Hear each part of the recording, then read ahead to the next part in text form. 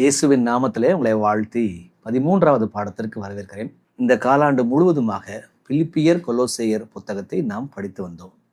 இன்று நாம் படிக்கப் போவது கொலோசையர் புத்தகத்தில் இருந்து கடைசி அதிகாரத்தை படித்துக் கொள்ளப் போகிறோம்.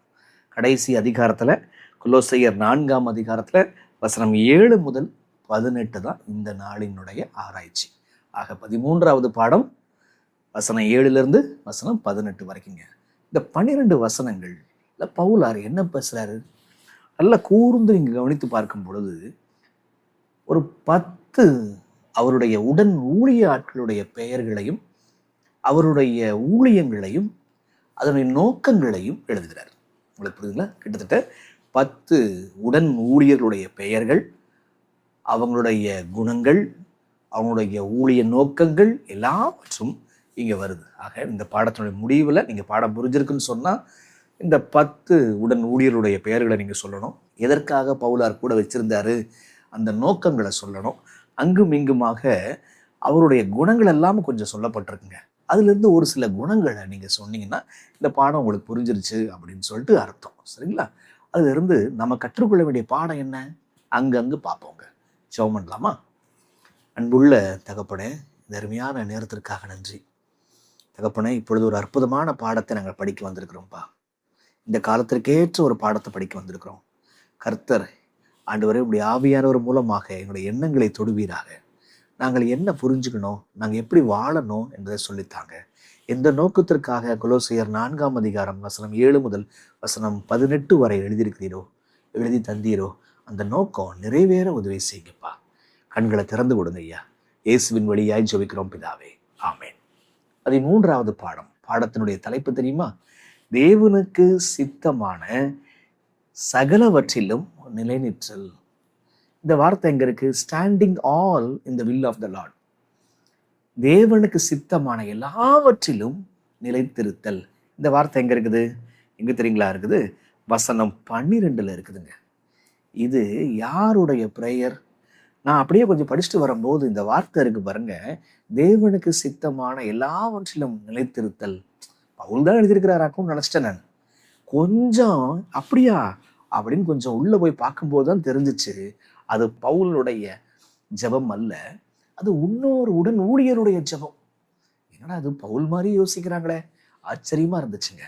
அப்ப தேவனுக்கு சித்தமான எல்லாவற்றிலும் நிலைத்திருத்தல் சொல்லிட்டு ஒரு ஊழியக்காரர் ஜெபம் பண்ணிருக்காருங்க. அதை தான் இந்த பாடத்தினுடைய தலைப்பாக நம்ம வச்சிருக்கிறோம். அப்ப இந்த வசனம் 7 முதல் வசனம் 18 வரை கிட்டத்தட்ட 10 உடன் ஊழியக்காரருடைய பெயர்கள் அங்கே சொல்லப்பட்டிருக்கு அப்படின்றது நம்ம சொன்னோம். இப்போ அதை ஒவ்வொன்றா படிச்சுட்டே வருவோம். முதல்ல நம்ம இதை ஒரு 1, 2 ஒரு 4 பகுதிகளாக பிரிப்போங்க. இந்த 4 பகுதிகளில் நம்ம முதல் பகுதியில் 2 உடன் ஊழியக்கார பெயர்கள் என்னன்றதை படிப்போம். சரிங்களா? அதை எப்படி பிரிக்கிறோம்னு சொன்னால், கொலோசியர் 4 வசனம் 7 முதல் 9 வரை ஒரு பகுதி. அங்கே 2 உடன் ஊழியர் பெயர் வருதுங்க. 7 முதல் 9, அதற்கப்புறம் வசனம் 10 முதல் 12, அதற்கப்புறம் வசனம் 13, 14, 15 மூன்றாவது, 16, 17, 18 மூன்றும் 4வது பகுதியாக பார்க்கலாம். ஒவ்வொன்றிலையும் பாருங்க உடன் ஊழியருடைய பெயர்கள் வருகிறதா, அவங்களுடைய குணங்கள் ஏதாவது சொல்லப்பட்டிருக்கா, ஏதாவது ஊழிய நோக்கம் சொல்லப்பட்டிருக்கா, இதுதான் கொஞ்சம் பார்க்கணும். சரி, வசனம் 7 நான் வாசிக்கிறேன். உடன் ஊழியருடைய பெயர்கள் இருக்கிறதா கண்டுபிடிங்க பார்க்கலாம். வசனம் 7, பிரியமான சகோதரனும் உண்மையுள்ள ஊழியக்காரனும் கர்த்தருக்குள் எனக்கு உடன் வேலையாளுமாய் இருக்கிற தீகிக்கு என்பவன் என் செய்திகளை எல்லாம் உங்களுக்கு அறிவிப்பான். என்னவா? இங்க ஒரு பெயர் வந்துருச்சுங்க. என்னவா? தீகிக்கு. அப்ப இங்க பேரு தீகி அப்படின்னு ஒரு வார்த்தை வருது. இந்த தீகி யாரு? அவன் பிரியமான சகோதரனா, உண்மையுள்ள ஊழியக்காரனா, கர்த்தருக்குள் உடன் வேலையாள். அந்த வார்த்தையை கவனிச்சிங்களா? அந்த உடன் வேலையாள். இந்த உடன் வேலையாள் என்ற வார்த்தை இந்த அதிகாரத்தில் எத்தனை முறை வருது நீங்கள் கமெண்ட்ஸில் நீங்கள் போடுங்க. உடன் வேலையாள். இப்போ ஒரு தான் ஹோம்ஒர்க் கொடுக்குறோன்னு சொன்னால் நீங்கள் அதை அந்த வீட்டு பாடத்தை கொஞ்சம் மனசில் வச்சு கொஞ்சம் எடுத்து ஆராய்ஞ்சு பாருங்கள். அது ஒரு பெருத்த ஆசீர்வாதமாக நமக்கு மாறுங்க. அப்போ இங்கே முதல் ஊழியக்காரன் உடன் வேலையாள் யாரு? தீகி அப்படின்னு பார்க்குறோங்க. அடுத்தது பாருங்க, வசனம் 9, அவனை உங்களில் ஒருவனாகவும் உண்மையும் பிரியம் உள்ள சகோதரனாகிய ஒனேசமு என்பவனையும் உங்களிடத்தில் அனுப்புகிறேன். வசனம் 7 ஒரு உடன் ஊழியக்காரன், வேலையாள். வசனம் 9 இரண்டாவது உடன் வேலையாள். யார் அது? வசனம் 1 தீகி, வசனம் 9 ஒனேஸ்மு. இந்த தீகி யாரு? அதான் இன்ட்ரெஸ்டிங் விஷயம். தீகியை பத்தி பேசும்போது இங்க அவனுடைய 3 அழகான குணங்களை வருதுங்க. பிரியமான சகோதரன், உண்மையுள்ள ஊழியக்காரன், கர்த்தருக்குள் இருக்கக்கூடிய ஒரு உடன் வேலையாள் அப்படின்னு பார்க்குறோம். அப்போஸ்தலர் 20:4 வந்தீங்கன்னு சொன்னா அங்க இந்த தீகியை பத்தி விஷயம் அங்க வருதுங்க. நிறைய இடத்துல வருது, பார்க்கலாம். தீகி அப்போஸ்தலர் 20:4 பாருங்க. அப்போஸ்தலர் 20:4. பெரோயா ஊரனாகிய சோபத்தரும் தெசலோனிக்கேயரில் அரிஸ்தர்க்கும் செக்குந்தும் தெர்பேனாகிய காயுவும் தீமோத்தேயும் ஆசியா நாட்டாராகிய தீகிக்கும், என்னவா? ஆசியா நாட்டாகிய தீகிக்கும் துரோபிமும் ஆசியா நாடு வரைக்கும் அவனுக்கு வழித்துணையாய் வந்தார்கள். அப்ப இந்த தீகு அப்படின்ற வார்த்தையை படிச்சோமே, உடன் வேலையாள், பிரியமுள்ள சகோதரன், உண்மையுள்ள ஊழியக்காரன் படிச்சோமே. அவன் எந்த நாட்டுக்காரன்? ஆசியா. அவன் என்ன வேலை செஞ்சிருக்கிறான்? பவுலாரு அங்க போகும்போது அவங்களோடு கூட பயணத்துல கூடவே இவர் போயிருக்கிறாருங்க. அதுதான் தீகி அப்படின்னு சொல்லி பார்க்கிறோம் நம்ம. அப்ப பவுலால சூஸ் பண்ணப்பட்ட ஒரு ஆளு. என்ன, இப்ப அவனுடைய ஆசியா நாட்டை சேர்ந்தவன் என்பதையும் படிச்சுக்கிட்டோம். உண்மையுள்ள ஊழியக்காரன், கர்த்தருக்குள்ள இருக்கிறான், பிரியமான சகோதரன் அப்படின்லாம் நம்ம பார்க்கிறோம். இப்போ 2 தீமோத்தேயு 4ஆம் அதிகாரத்துக்கு வந்திருக்கேன். 2 தீமோத்தேயு 4:12 பாருங்க. தீகிக்குவை நான் எபேசுக்கு அனுப்பினேன். அப்ப உண்மை உள்ள சகோதரன், பிரியமான ஊழியக்காரன், கர்த்தருக்குள் இருக்கிறான், ஆசியா நாட்டை சேர்ந்தவன், பவுல் போகும்போது அங்க கூடவே சென்றவன். இப்ப அவனை பவுலாரு எபேசு ஊருக்கு அனுப்பியிருக்கிறாரு அப்படின்ற விஷயம் பார்க்கிறோம். இப்ப அதே தீகியை தான் கொலோசியர் 4ஆம் அதிகாரத்துல வசனம் என்னவா 7 திரும்பி நான் வாசிக்கிறேன். எதற்காக தீகிவை அனுப்புகிறார் அப்படின்னு கவனிங்க. எதற்காக ஒனேசிமுவை அனுப்புகிறார் கொஞ்சம் பாருங்க. வசனம் 7, பிரியமான சகோதரனும் உண்மையுள்ள ஊழியக்காரனும் கர்த்தருக்குள் எனக்கு உடன் வேலையாளுமா இருக்கிற தீகிக்கு என்பவன் என் செய்திகளை எல்லாம் உங்களுக்கு அறிவிப்பான். உங்களுக்குன்னா கொலோசேயர் சபைக்கு அறிவிப்பான். புரியுதா? அப்ப இந்த நோக்கம் என்ன? செய்திகளை, என் செய்திகளை உங்களுக்கு அறிவிப்பான். அடுத்தது, உங்கள் செய்திகளை அறியவும் உங்கள் இருதயங்களை தேற்றவும். என்னை பற்றின செய்திகள் உங்களுக்கு வந்து சேரவும், உங்களை பற்றின நிலைமையை எனக்கு வந்து சேரவும். அடுத்தது பார்க்குறோம் நம்ம, உங்கள் இருதயங்களை தேற்றவும் நான் தீகுவை அனுப்பி வைக்கிறேன். சரி, வசனம் அவனோடு கூட இன்னொருத்தனும் கூட வரான் ஊழியத்துல. அவனையும் உங்களில் ஒருவனாய் இருக்கிற உண்மையுள்ள பிரியமுள்ள சகோதரனாகிய ஒனேசமு என்பவனையும் உங்களிடத்தில் அனுப்பியிருக்கிறேன். அவர்கள் இவ்விடத்து செய்திகளை எல்லாம் உங்களுக்கு அறிவிப்பார்கள். இங்க என்ன நடக்கணும் அப்படின்ற செய்தியை உங்களுக்கு தெரிவிக்கணும். இது ஏற்கனவே சொன்னார் இல்லையா? அங்க நீங்க எப்படி இருக்கிறீங்க, அந்த செய்திகள் எங்களுக்கு வந்து சேரணும் இல்லையா? இப்ப உங்களை ஆறுதல் படுத்த நான் இவங்களை அனுப்பி வைக்கிறேன். ஆக வசனம் 7 முதல் 9 வரை உள்ள வசனங்களில் கூறப்பட்டுள்ள 2 பவுலுடைய 2 உடன் வேலையாள் யாரு? ஒன்று தீகி, 2வது ஒனேஸ்மு. தீகி எந்த ஊரை சேர்ந்தவன்? ஆசியா நாட்டை சேர்ந்தவன். இப்ப இந்த ஒனேஸ்மு எந்த சேர்ந்தவன்? உங்களை சேர்ந்தவன், கொலோசையர் ஊரை சேர்ந்தவன், கொலோசையர் பட்டணத்தை சேர்ந்தவன். சரிங்களா? அப்ப இவங்க 2 பேரையும் பவுலார் வந்து அந்த சபைக்கு அனுப்பி வைக்கிறார். எதுக்கு? இப்ப என்னை பத்தி அங்க போய் சொல்லுங்க, அவங்கள எப்படி இருக்கிறாங்க, அவங்க ஆவிக்குரிய நிலைமை எப்படி இருக்குது, கொஞ்சம் வந்து எங்களுக்கு சொல்லுங்க, அவங்கள போய் தேற்றுங்கப்பா. அவங்களுக்கு கொஞ்சம் கஷ்டமா இருக்கு, மேபி என்னை பத்தி யோசிச்சு ரொம்ப கஷ்டப்படலாம்னு நினைக்கிறேன், அவங்கள பத்தி கொஞ்சம் நீங்க போய் தேற்றுங்க அப்படின்ற ஒரு விஷயத்த இங்க நம்ம பார்க்கிறோங்க. அப்ப இங்க ஒரு விஷயத்தை உங்களால புரிஞ்சு கொள்ள முடியுதா? பவுலார் அந்த சபை மீது எவ்வளவு கண்ணும் கருத்துமாக, எவ்வளவு கரிசனையாக இருக்கிறார் என்பதை உங்களுக்கு புரியுதா? அதனால தாங்க நல்ல ஆட்களா பார்த்து 2 பேரை அனுப்பி வைக்கிறார். என்ன அப்ப அந்த சபை மீதான அக்கறை இவருக்கு இருக்கிறது. ஆகையினால ஏதோ சபையை ஆரம்பிச்சோம், வந்தாங்க, பிரமாணத்தை கைக்கொள்ள ஆரம்பிச்சிட்டாங்க, இயேசு விசுவாசிக்க ஆரம்பிச்சிட்டாங்க, அவங்க வளர்ந்து வந்துருவாங்க என்பதல்ல. அந்தந்த சபையை யார் யாரெல்லாம் ஆரம்பிச்சாங்களோ, எந்தெந்த சபைக்கெல்லாம் போனாங்களோ, அந்தந்த சபை மீதான பாரம் பவுலாருக்கு இருந்துச்சு. அதுவே இன்னைக்கு நமக்கு இருக்க வேண்டும். நாம் கற்றுக்கொள்ள வேண்டிய மிக முக்கியமான ஒரு பாடத்தை, முதலாவது பாடம் என்ன அப்படின்னா, ஊழியத்தில், ஏன்னா இந்த வசனங்கள் முழுக்க ஊழியத்தை பற்றி தான் வருது. அப்போ நீங்கள் ஏதாவது ஒரு சபையை ஆரம்பிச்சிருப்பீங்க, நீங்கள் ஏதாவது ஆட்களுக்கு சத்தியம் சொல்லியிருப்பீங்க, நீங்கள் ஏதாவது சபைக்கு போயிட்டு கூட வந்திருப்பீங்க. அந்த சபையை குறித்து, அந்த ஆத்மாவை குறித்து உங்களுக்கு கரிசனை உண்டா? அந்த ஆத்மாவை குறித்து, அந்த சபையை குறித்து, நீங்கள் பார்த்து வந்து அந்த சபையை குறித்தும் கூட உங்களுக்கு அக்கறை இருக்கிறதா? அப்ப நீங்க போக முடியல, நீங்க ஏதாவது எழுதி அனுப்பிச்சிங்களா? நீங்க போக முடியல, ஒரு தீகு அனுப்பிச்சிங்களா? நீங்க போக முடியல, ஒரு ஒன்னேசிமோவை அனுப்பி வச்சிங்களா? இன்னைக்கு வந்துங்க, இது வந்து ஃபேஸ்புக், இன்ஸ்டா, சோஷியல் மீடியா காலம். நீங்க கூப்பிட்டு வச்சு நீங்க ஆன்லைன்லயாவது எப்படி இருக்கிறீங்கன்னு சொல்லிட்டு விசாரிச்சிங்களா? இப்போ நீங்க விதை போட்டிங்களே, அதுக்கப்புறம் திரும்பி போய் பார்த்தீங்களா? பவுலாரு அவர் நம்மள மாதிரி கிடையாது. அவர் ஜெயில இருந்தாலும் கூடங்க எல்லா சபையை பற்றின ஒரு பாரம் அவரை நெருக்கி ஏவுகிறது. அந்த பாரத்தை உடையவர்களாக இருக்கிறீங்களா? ஐயோ, என் மக்களை நான் விட்டு வந்திருக்கிறேனே, அந்த மக்கள் எப்படி இருப்பாங்க, அந்த ஊரெல்லாம் பார்த்தா பயங்கரமான ஒரு விக்கிரக பட்டணமா இருக்குது, அந்த மக்கள் எப்படி தாங்குவாங்க, ஐயோ நான் என்ன செய்யறதுன்னு சொல்லிட்டு அந்த பாரத்தோடு இருந்தார். நேரங்காலமெல்லாம் கிடைக்கும் பொழுது ஒரு தீகு அனுப்பி வைக்கிறாரு, ஒரு ஒனேசிமோவை அனுப்பி வைக்கிறாரு, இப்படி அனுப்பி வைக்கிறாரு. அப்ப அந்த பாரம் நம்மகிட்ட இருக்குதா? ஆக வசனம் 7 முதல் 9, 2 ஊழியக்காரங்க, 2 உடன் வேலையாள், ஒன்று தீகி, மற்றொன்று ஒனேசிமோ. சரிங்களா? இப்போ வசனம் 10 வசனம் 12 முடிய நம்ம போகலாம் பாருங்க. வசனம் 10, என்னோடு கூட காவலில் இருக்கிற அரிஸ்தர்க்கு. என்னவா? இங்க ஒரு வார்த்தை வருது பாருங்க, அரிஸ்தர்.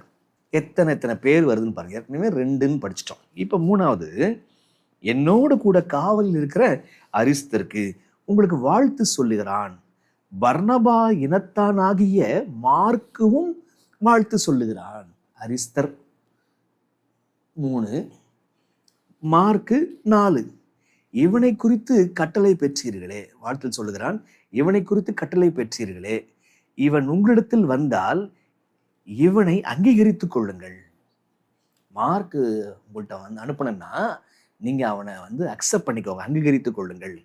இப்ப பாருங்க, இன்னொரு பேர் வருது. ஒன்று மார்க்கு, இன்னொன்று அரிஸ்தர்ன்னு படித்தோம். இப்போ இன்னொன்று பாருங்க, வசனம் 11, யுஸ்து என்னப்பட்ட இயேசுவும் வாழ்த்துதல் சொல்லுகிறான். இப்போ வாழ்த்துதல் எத்தனை பேர் சொல்றாங்க? அரிஸ்தர் சொல்றாரு, அதுக்கப்புறம் மார்க் சொல்றாரு, அதுக்கப்புறம் யுஸ்து சொல்றாரு. யுஸ்து என்னப்பட்ட இயேசுவும், ஜஸ்டஸ் இன்னொரு பேர் தான் ஜீசஸ். என்ன? அப்ப யுஸ்து என்னப்பட்ட இயேசுவும் வாழ்த்துதல் சொல்லுகிறான். விருத்த சேதனம் உள்ளவர்களில் இவர்கள் மாத்திரம் தேவனுடைய ராஜ்யத்தின் பொருட்டு என் உடன் வேலையாட்களாய் இருந்து எனக்கு ஆறுதல் செய்து வந்தார்கள். பாருங்க, அழகான வார்த்தைகள்லாம் வருது. வார்த்தைகள்லாம் ரிப்பீட் ஆகும்போது அண்டர்லைன் பண்ணிக்கணும், எங்க வருதுன்றத நம்ம பைபிள்ல கோடிட்டு வச்சுக்கணும். எனக்கு ஆறுதல் செய்து வந்தார்கள். ஏற்கனவே உங்கள் இருதயங்களை தேற்றவும் என்ற வார்த்தையை படித்தோம்ல, எங்க படித்தோம்? கமெண்ட்ஸ்ல போடுங்க. உங்கள் இருதயங்களை தேற்றவும் இவர்களை அனுப்பி வைக்கிறேன். இங்க சொல்லுது, எனக்கு ஆறுதல் யாருன்னா அரிஸ்தர், எனக்கு ஆறுதல் மார்க்கு, எனக்கு ஆறுதல் யுஸ்து என்னப்பட்ட இயேசு. என்ன? இவர்கள் மாத்திரம் தேவனுடைய ராஜ்யத்தின் பொருட்டு என் உடன் வேலையாட்களாய் இருந்து.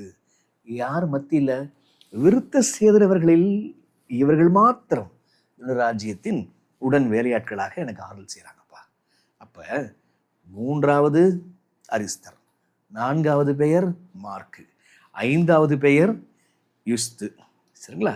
இப்ப வேற சில பெயர்களும் வர்றத கவனிங்க. 12 பாருங்க. எப்பாப்ராவும் உங்களுக்கு வாழ்த்துதல் சொல்லுகிறான். 4வது ஒரு ஆள் வாழ்த்து சொல்றாரு. அவர் பேர் என்ன? எப்பாப்ரா. அதுக்கப்புறம் வேற 2 பேரும் வாழ்த்து சொல்றாங்க. வசனம் 14 பாருங்க. பிரியமான வைத்தியனாகிய லூக்காவும் தேமாவும் உங்களுக்கு வாழ்த்து சொல்லுகிறார்கள். ஆக மொத்தங்க எத்தனை பேர் தான் வாழ்த்து சொல்றாங்க? பைபிள் சொல்லுது, 1 அரிஸ்தர், 2வது மார்க்கு, 3வது சொல்லுங்க யுஸ்து என்னப்பட்ட இயேசு, 4வது எப்பாப்ரா. இந்த எப்பாப்ரா நம்ம ஏற்கனவே படிச்ச மாதிரி ஞாபகம் இருக்கா? ஆமாங்க, இன்னைக்கு நம்ம படிப்போம் எப்பாப்ரா. அதுக்கப்புறம் வசனம் 14 பார்த்தீங்கன்னா லூக்கா, அதுக்கப்புறம் தேமா. அப்போ 6 பேர் வந்து கொலோசு சபைக்கு வாழ்த்து தெரிவிக்கிறாங்க. ஆக முதல்ல வசனம் 7 to 9 2 உடன் வேலையாள், வசனம் 10 வசனம் 14 முடிய அங்க 6 வேலையாள். ஸோ 6 2 8 பேர் ஆயிடுச்சு. இன்ட்ரெஸ்டிங். மீதி 2 பேர் வந்து போக போக உங்களுக்கு புரிஞ்சுப்பீங்க. ஆக உங்களுக்கு புரியுதா? உங்களுக்கு அந்த 10 பேர்ல 8 உடன் ஊழியர், 8 உடன் வேலையாள் பெயர்களை கூறுக அப்படின்னா சொல்லிடுவீங்களா? 1 தீகி, மற்றொன்று ஒனேஸ்மோ, அதற்கப்புறம் அரிஸ்தர், அதற்கப்புறம் மார்க்கு, அதற்கப்புறம் யுஸ்து, அதற்கப்புறம் எப்பாப்ரா, அதற்கப்புறம் டாக்டர் லூக்கா, அதற்கப்புறம் தேமா. ஆக மொத்தம் 8 பேர் வந்தாச்சு. இப்போ நல்லா கவனிங்க, இந்த இந்த மார்க்கை பற்றி பாருங்க. முதல்ல அரிஸ்தர் அப்படின்ற விஷயம் வருது இல்லையா? இப்போ மார்க்கை பற்றி சொல்லும்போது மார்க்கும் வாழ்த்து சொல்லுகிறான்.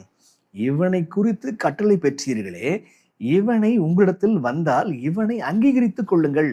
யார் இந்த மார்க்கு? சரிங்களா? இப்ப ஏன் அங்கீகரித்துக் கொள்ளணும் அப்படின்னு சொல்றாங்க? இந்த மார்க்கை வச்சு ஏற்கனவே பவுலும் பர்னபாவும் சண்டை போட்டது உங்க ஞாபகத்துல இருக்குதுங்களா? அப்ப பவுல் வந்து அவனை கூட்டிட்டு போக வேணான்றார். மார்க்கு வந்து மார்க்கை கூட்டிட்டு போறான்னு சொல்லிட்டு பர்னபா சொல்றார். அப்ப இவங்களுக்குள்ள பயங்கர தர்க்கம் வந்துருச்சு. பவுலும் பர்னபாவும் பிரிஞ்சே போயிடுறாங்க மார்க்கின் நிமித்தமாக. அப்ப இந்த மார்க்கை பத்தி ஒரு ஃபிளாஷ்பேக் ஒன்று இருக்குது. ஆனா இப்ப இந்த டீம்ல, பவுலுடைய டீம்ல மார்க்கும் வந்து இருக்கிறாரு. அதனாலதான் சொல்றாரு, நான் அவனை அனுப்பி வைத்தால் அவனை அங்கீகரித்துக் கொள்ளுங்கள், please acknowledge him, please accept him அப்படின்னு சொல்றாங்க. அப்ப இந்த மார்க்கு இதை பத்தி என்ன விஷயம் கொஞ்சம் படிப்போமா? வாங்க. எழும்பி பிரகாசி இயேசுவின் சீடர்கள், அதுல வந்து 43வது சாப்டருங்க. அதுல 493ங்க. மார்க்குவும் ஆரம்ப வருடங்களில் இருந்த அவனுடைய விசுவாச அறிக்கையை விட அவனுடைய கிறிஸ்தவ அனுபவம் ஆழமாயிருந்தது. ஏற்கனவே இருந்துச்சு, அனுபவம் இப்ப ஆழமாயிருச்சு. கிறிஸ்துவின் வாழ்க்கை, மரணம் ஆகியவற்றை பற்றி அவன் அதிக ஆழமாக ஆராய்ந்ததினால் இரட்சகரின் ஊழியத்தை பற்றியும் அதன் உழைப்புகள், போராட்டங்கள் பற்றியும் தெளிவான பார்வை உடையவனாக இருந்தான். மானுடத்திற்கான சேவையில் கிறிஸ்துவின் கைகளிலும் பாதங்களிலும் உண்டான தழும்புகளின் அடையாளங்களும் இழக்கப்பட்டு அழிந்து கொண்டிருப்பவர்களை ரட்சிப்பதற்காக நடத்தும் அவரது சுயத்தை தியாகம் செய்தலை வாசித்தறிந்து மறுப்பின் பாதையில் தனது ஆண்டவரை பின்தொடர்ந்து செல்ல விருப்பம் உள்ளவனானான். அந்த இயேசு கிறிஸ்துவினுடைய கையில காலில் உள்ள தழும்புகளை பார்த்த உடனே அவன் சுயத்தை தியாகம் செய்தலை வாசித்தறிந்து மறுப்பின் பாதையில் தனது ஆண்டவனை பின்தொடர்ந்து செல்ல விருப்பம் உள்ளவனானான். இப்பொழுது கைதியாக இருக்கும் பவுலின் பாடுகளில் பங்குள்ளவனாகி கிறிஸ்துவை ஜெயமாக அடைதல் முடிவில்லாத ஆதாயம் என்றும் உலகத்தை ஆதாயப்படுத்துவதற்காக எவனை மீட்பதற்காக கிறிஸ்துவின் ரத்தம் சித்தப்பட்டிருக்கிறதோ அந்த ஆத்துமாவை இழப்பது முடிவில்லாத நஷ்டம் என்பதையும் அவன் நன்றாக புரிந்து கொண்டான். கடினமான பரீட்சை, ஆபத்து ஆகியவைகளுக்கு முன்னால் அப்போஸ்தலனுக்கு ஞானமும் அன்பும் மிக்க உதவியாளனாக உறுதியுடன் மார்க்கு தொடர்ந்தான். இப்போ ஏற்கனவே ஒரு ஃப்ளாஷ்பேக் இருக்குது. ஆனால் எப்படி இவன் இன்னும் ஆழமாக மாறுறான்? கொஞ்சம் ஏதோ லேசாக பலவீனமாக ஆயிட்டான். இப்போ எப்படி ஆழமாக மாறுறான்? கிறிஸ்துவின் வாழ்க்கை, மரணத்தை படிக்கிறான், அவருடைய பாடுகள், தழும்புகள் எல்லாம் பார்க்குறான். பார்த்த உடனே அதனால முடிவில்லாத ஆதாயம்ப்பா, ஒரு ஆத்துமாவை முடிவில்லாத ஆதாயமாக நாம் பெற்றுக்கொள்கிறோம் அதை இழப்பது முடிவில்லாத நஷ்டம் என்று உணர்ந்து கடினமான பரீட்சை, ஆபத்து ஆகியவைகளுக்கு முன்னால் அப்போஸ்தலனுக்கு ஞானமும் அன்பும் மிக்க உதவியாளனாக உறுதியுடன் மார்க் தொடர்ந்தான். அப்போ உங்களுக்கு புரியுதா? அப்போ மார்க்கு எப்படி வந்திருக்கிறான்? அப்போ அவன் இப்படி படித்தான், அவன் இப்படி மாறி இருக்கிறான். அப்போ அந்த ஆளை இவர் உடன் வேலையாளாக வச்சிருக்கிறாரு. ஒருவேளை நான் அனுப்பிச்சி வச்சா தயவு செஞ்சு அவன் ஃப்ளாஷ்பேக்கை பார்க்காதீங்க. இப்போ என்னுடைய உடன் வேலையாளாக இருக்கிறான் அவனும் உங்களுக்கு வாழ்த்து சொல்கிறான், அவனை அங்கீகரித்து கொள்ளுங்கள் அப்படின்னு சொல்லிட்டு அங்கே பவுல் சொல்கிறத கவனிங்க.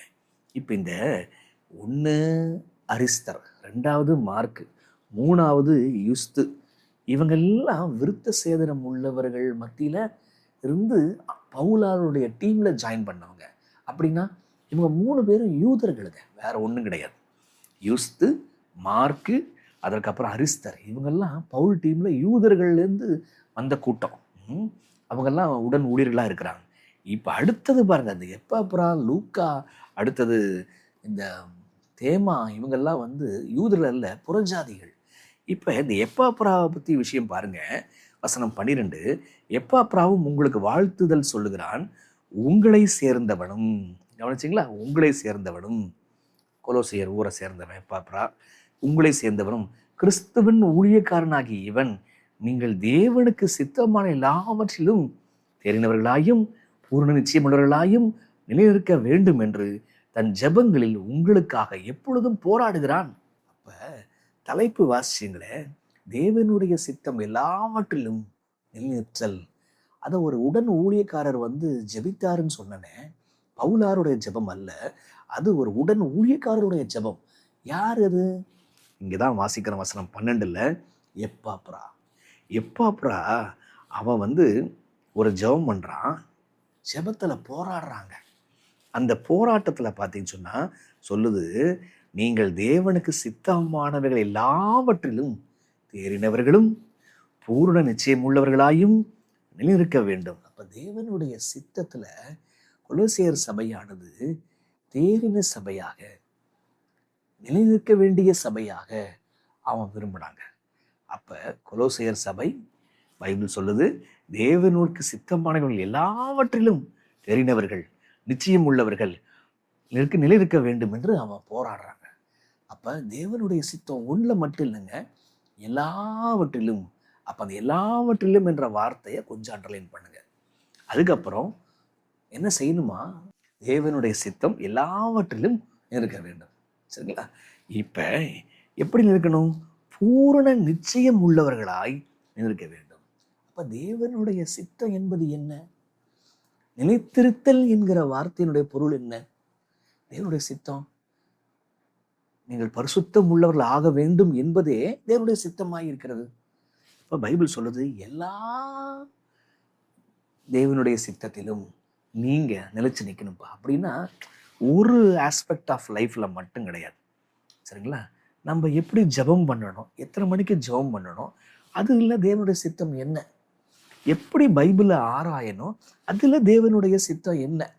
சரிங்களா? இப்படி ஒன்றுலாம் என் சபை விளங்கி வரணும், நிலைச்சு நிற்கணும் சபையானது அப்படின்னு போராடுறான் பாருங்க. அப்ப வாழ்க்கையினுடைய ஒவ்வொரு அம்சத்திலையும், ஆவிக்குரிய வாழ்க்கையில, குடும்ப வாழ்க்கையில, ஊழிய வாழ்க்கையில, நம்முடைய சமுதாய உறவுகளில, சபைக்குள் இருக்கக்கூடிய இந்த உறவுகளில தேவனுடைய சித்தம் என்ன என்பதை புரிந்து எல்லாவற்றிலும் நிலைநிற்க வேண்டும். அப்படின்னா இப்ப தேவனுடைய சித்தம்னா என்னன்றது புரிஞ்சுக்கிட்டோம். இப்ப நிலைத்திருத்தல் அர்த்தம் என்ன? எபேசியர் 6:11 பாருங்க. எபேசியர் 6:11, நீங்கள் பிசாசின் தந்திரங்களோடு எதிர்த்து நிற்க திராணி உள்ளவர்களாகும்படி தேவனுடைய சர்வாயுத வர்க்கத்தையும் தரித்துக் கொள்ளுங்கள். பிசாசின் தந்திரங்களுக்கு எதிர்த்து நிற்கணுங்க. எப்படி எதிர்த்து நிற்கிறது? சர்வாயுத வர்க்கத்தை அணிந்து, ஃபுல் ஆர்மர் ஆஃப் காட் நீங்க போட்டுக்கிட்டீங்கன்னா பிசாசின் தந்திரத்துக்கு எதிர்த்து நிற்கிறதா நிலைத்திருத்தல். நிலைத்திருத்தல்னா என்னது? செட்டில்டு, அன்மூவ்டு, நான் அசைக்கப்படாமல் இருந்தல். அப்ப சாத்தான் என்னென்ன வகையிலெல்லாம் வர்றானோ அந்தந்த வகையெல்லாம் கண்டுபிடிச்சிட்டு அவனை எதிர்த்து நிற்கிறது. சர்வாயுத வர்க்கத்தை அணிந்தவர்களாக எதிர்த்து நிற்கல். அப்ப சபைக்காக இங்க ஒருத்தன் ஜெபம் பண்றான். அவன் பேரு எப்பாப்ரா. போராடுகிறான். அந்த ஜெபத்துல போராடுறான். ஒவ்வொரு நியூஸும் வரும்போது அவனுக்கு நம்பிக்கை ஒன்றும் இல்லை. ஆனா தேவன் மேல் நம்பிக்கை வச்சு அவன் போராடுகிறான். என்ன போராடுறான்? தேவனுடைய எல்லா சித்தத்திலையும் என் சபையானது இருக்க வேண்டும். சரிங்களா? தேவனுடைய சித்தம். அப்ப பரிசுத்தத்தினுடைய ஒவ்வொரு பார்ட்டில், ஒவ்வொரு ஸ்டேஜஸ் ஆஃப் பரிசுத்தத்துல இந்த இடத்துல பரிசுத்தம் எப்படி, இந்த இடத்துல பரிசுத்தம் எப்படி, இந்த இடத்துல பரிசுத்தம் எப்படி, தேவ சித்தம் எப்படி, அந்தந்த இடத்துலலாம் என்ன செய்யணும்? என் சபையானது வளர்ந்து வளர்ந்து வளர்ந்து வரணும். ஒரு விஷயத்துல மட்டும் கற்றுக்கொண்டு மற்ற விஷயங்களை கோட்டை விட்டுட்டு அப்படியே ஸ்டாக்னண்டா அப்படியே தேங்கி நிற்கக்கூடாது.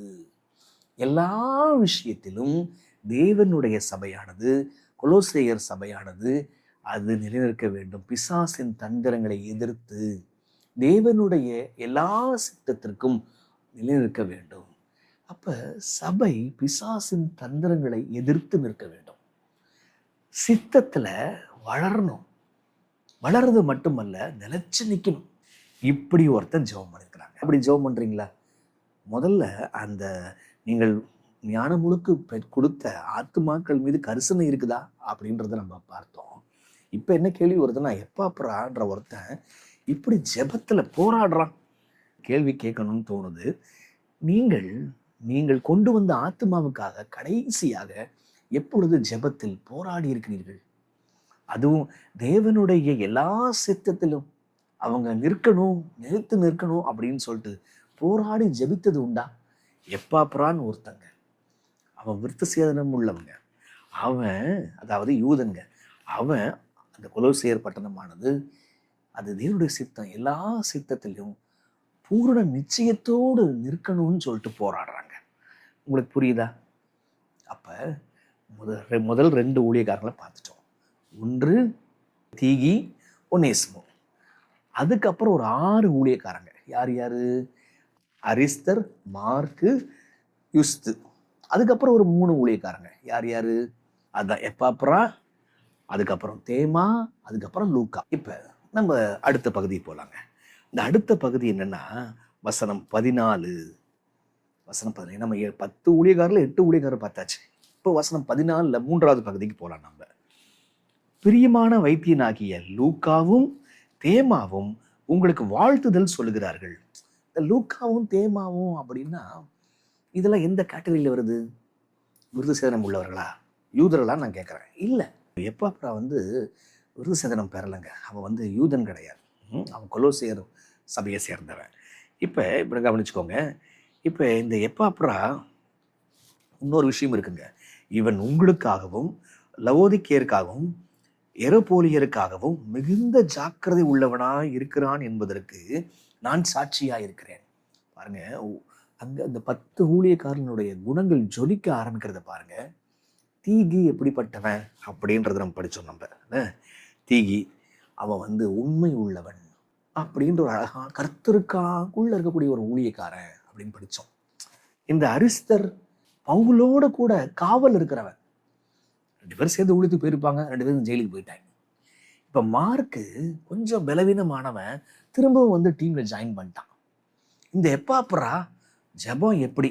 அதே எப்பாப்ரா லவோதிக்கியா சபைக்காக, எரப்போலியருக்காக, இந்த கொலோசேயர் சபைக்காக மிகுந்த ஜாக்கிரதை உள்ளவனாக இருந்திருக்கிறான். இப்ப பாயிண்ட்டுக்கு வாங்க. பிரியமான வைத்தியனாகிய லூக்காவும் தேமாவும் உங்களுக்கு வாழ்த்துதல் சொல்லுகிறார்கள். இந்த லூக்கா யாரு உங்களுக்கு தெரியும். நம்ம லூக்கா புஸ்தகம் எழுதினவர். இப்ப இந்த லூக்கா பவுல் டீமை சேர்ந்தவருங்க. இப்ப அதோட கூட இன்னொரு வார்த்தை வருது, தேமா. இந்த தேமாவை குறித்து ஒரு வசனம் இருக்கு பாருங்க. 2 தீமோத்தேயு 4ஆம் அதிகாரத்துக்கு வந்துடும். 2 தீமோத்தேயு 4ஆம் அதிகாரத்துக்கு வந்துட்டீங்கன்னு சொன்னா இது ஒரு அழகான குணம் வெளிப்படுது. 4:10. ஏனென்றால் தேமா இப்பிரபஞ்சத்தின் மேல் ஆசை வைத்து என்னை விட்டு பிரிந்து தெசலோனிக்கா பட்டணத்துக்கு போய்விட்டான். 10 ஊழியக்காரங்கள ஒரு ஊழியக்காரன் அவரோட கூட அரெஸ்ட் இருக்கிறான். இன்னொரு ஊழியக்காரன் ஜெபத்துல போராடுறான். இன்னும் 2 ஊழியக்காரங்க பவுலால் அனுப்பப்பட போறாங்க, ஒனேசிமுவும் தீகிவும். ஒரு ஊழியக்காரன் கொஞ்சம் பலவீனமாகி அவரை விட்டு போயிட்டு திரும்பி வந்துட்டான். யார் அவன்? அவன் தான் மார்க்கு. இங்க ஒரு ஊழியக்காரன் பவுலோட இருந்துட்டு, பவுல் டீம்ல இருந்துட்டு, உடன் வேலையாளா இருந்துட்டு அவன் போயிடுறான். ஏன் போயிட்டான்? இப்பிரபஞ்சத்தின் மேல் ஆசை வைத்து என்னை விட்டு பிரிந்து தெசலோனிக்கா பட்டணத்துக்கு போய்விட்டான். லூக்கா மாத்திரம் என்னோடு கூட இருக்கிறான், மார்க்குவே உன்னோடு கூட கூட்டி கொண்டு வா. அப்ப கவனிச்சிங்களா? இப்ப இந்த புறஜாதியார் டீம்ல எப்ப அப்புறம் லூக்கா, அடுத்தது இந்த ஆளு தேமா. அவன் தேமா பிரபஞ்சத்தின் மேல் ஆசையை வைத்து போயிட்டான், இந்த உலகத்தின் மேல் ஆசையை வைத்து போயிட்டான். இதை குறித்து தீர்க்கஸ்நாவி ரொம்ப தெளிவா சில விஷயத்தை சொல்லுதுங்க. வாங்க, என்ன சொல்றதுன்னா 494 எழும்பி பிரகாசி இயேசுவின் சீடர்கள் என்ற புஸ்தகத்துல 22வது பேரா, சிறிது காலத்திற்கு கிறிஸ்துவின் காரியத்தில் உறுதியானவனாக இருந்த தேமா பின்னர் கிறிஸ்துவின் காரியத்திலிருந்து விலகிவிட்டான். இதை குறித்து பவுல், தேமா இப்பிரபஞ்சத்தின் மேல் ஆசை வைத்து என்னை விட்டு பிரிந்து போனான் என்றான். 2 தீமோத்தேயு 4:10. உலக பிரகாரமான ஆதாயத்திற்காக தேமா உன்னதமும் மேன்மையுமான காரியங்கள் ஒவ்வொன்றையும் பொருள் மாற்றம் செய்தான். என்னவா? உலக பிரகாரமான ஆதாயத்திற்காக தேமா உன்னதமும் மேன்மையான காரியங்கள் ஒவ்வொன்றையும் பொருள் மாற்றம் செய்தான். இந்த பொருள் மாற்றம் எவ்வளவு குறுகிய பார்வை உடையதாய் இருந்தது. உலக பிரகாரமான செல்வத்தையும் கனத்தையும் உடையவனாக இருந்த தேமா உண்மையில் தரித்திரனாக இருந்தான். அதே நேரத்தில் கிறிஸ்துவுக்காக பாடுகளை அனுபவிப்பதை தெரிந்து கொண்ட மார்க்கு பரலோகத்தின் நித்திய ஐஸ்வர்யத்தையும் பெறும்படி தேவனுடைய வாரிசாகவும் தேவகுமாரனுடன் சுதந்திரவாளியாகவும் கணக்கிடப்பட்டான். இப்ப உலக பிரகாரமான செல்வந்தரா மாறிட்டான், உலக பிரகாரமான கனத்தை உடையவனாக தேமா மாறிட்டான். ஆனா உண்மையிலேயே அவன் தரித்திரன். தன்னைத்தானே ஐஸ்வர்யவான் என்று சொல்லிக் கொள்கிறான், உண்மையிலேயே அவன் தரித்திரம் பாருங்களேன். ஆனா மார்க்கு அடிபடணும் என்பதற்குமே வந்திருக்கிறான், உண்மையிலே இவன் ஐஸ்வர்யவான். அப்ப இவன் ஒருத்தன் இந்த உலகத்துல கொஞ்சம் பணம் சம்பாதிக்கணும் அப்படின்னு சொல்லிட்டு ஒரு ஊழியக்காரன், ஒரு உடன் வேலையாள் அவன் போயிட்டான். உலகத்தினுடைய கனம் வேண்டும், உலகத்தினுடைய பணம் வேண்டும் என்று கற்பனையெல்லாம் தூக்கி போட்டுட்டு, ஊழியத்தெல்லாம் தூக்கி போட்டுட்டு அவன் போயிட்டான். அவன் பேரு தேமா. இன்னொருத்தன் மார்க்கு அடிபட்டா ஐயோ என்ன ஆகும்னு சொல்லி ஓடுனவன் திரும்பி ஜாயின் பண்ணிட்டான். மார்க்கு எங்கே, தேமா எங்கே? மார்க்கு உலக பார்வையின்படி அவன் பணக்காரன், அவன் ஐஸ்வர்யவான். ஆனா உண்மையில் பரலோகத்தின் பார்வையில அவன் தரித்திரன், குணங்கள் இல்லை.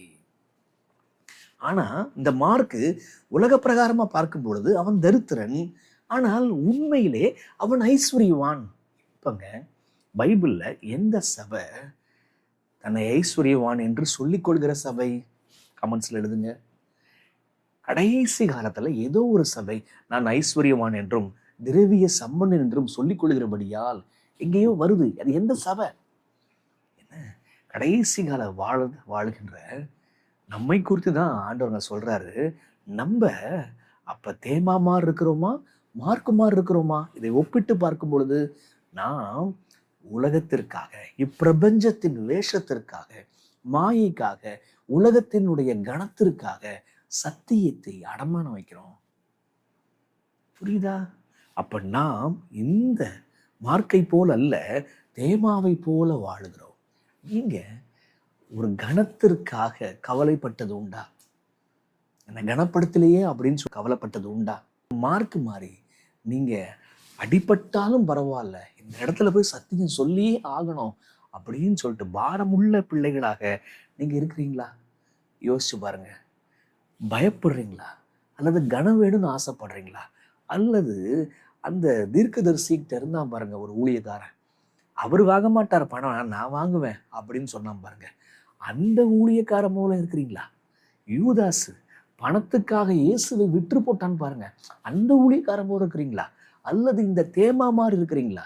கடைசி கால சபையில உள்ள மக்கள் உலக ஆசை உள்ளவர்கள், அவங்களுக்கு தரித்திரம் பிடிக்காது. அப்ப நீங்கள் எப்படிப்பட்டவர்கள்? நீங்கள் சம்பாதிக்கிற ஒவ்வொரு சம்பாத்தியமும் 10 பிரமாணத்திற்கு உட்பட்டதா இருக்கிறதா? அல்லது 10 பிரமாணத்தை அடகு வைத்துட்டு, சத்தியத்தை அடகு வைத்துட்டு ஐஸ்வர்யவானாக நான் இருக்கணும்னு ஆசைப்படுறேனா? இங்க நாம் கத்துக்கிற 3வது பாடம், உண்மையான உடன் வேலையாள், உண்மையான ஒரு ஊழியக்காரன் பணத்திற்காக அல்ல, கனத்திற்காக அல்ல, கிறிஸ்துவுக்காக அவன் உடன் வேலையாளா அவன் இருப்பான்.